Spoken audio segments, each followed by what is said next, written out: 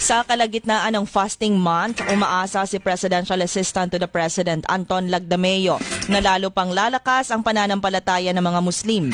Aniya naway ang mga huling linggo ng banal na buwan ay magsilbing instrumento ng pagkakaisa at patuloy na maghatid ng kaunlaran para sa ating lahat.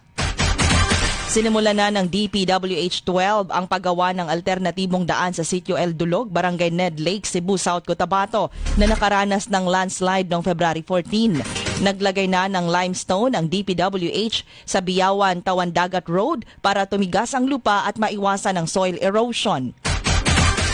Binuo ng PIDEA Regional Office 12 ang mas pinalakas na ugnayan ng kanilang ahensya sa Bureau of Jail Management and Penology o BJMP 12 upang makontrol ang pagpasok ng mga illegal drugs sa mga kulungan sa rehiyon. PIDEA 12 at North Cotabato Provincial Anti-Drug Abuse Council o PADAC nagsagawa ng drug awareness campaign sa mga mag-aaral ng San Vicente National High School sa Makilala at Pigkawayan National High School sa Pigkawayan, Cotabato.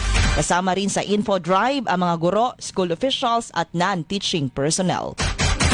Umabot naman sa 77 Olive Ridley Sea Turtle Hatchlings o baby pawikan ang pinalaya pabalik sa kanilang natural na tirahan sa Libak, Sultan Kudarat.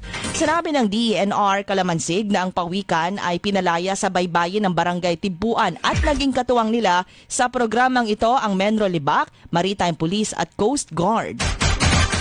Itinalaga bilang miyembro ng National Advisory Group for Police Transformation and Development si Attorney Cynthia Gianni Sayadi at formal na umupo kahapon matapos ang oath-taking sa Camp Crame.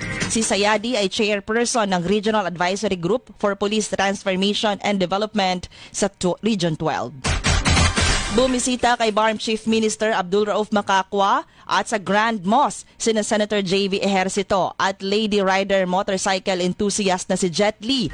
Si Li ay ambassadress ng Philippine Motorcycle Tourism. Magkapatid patay ng sumalpok ang dala nilang motor sa isang truck sa Barangay Adaon, Dato Angalmid, Timbang, Maguindanao del Sur. Mga biktima kabilang ang isang 8-year-old na bata taga-bayan ng Talayan.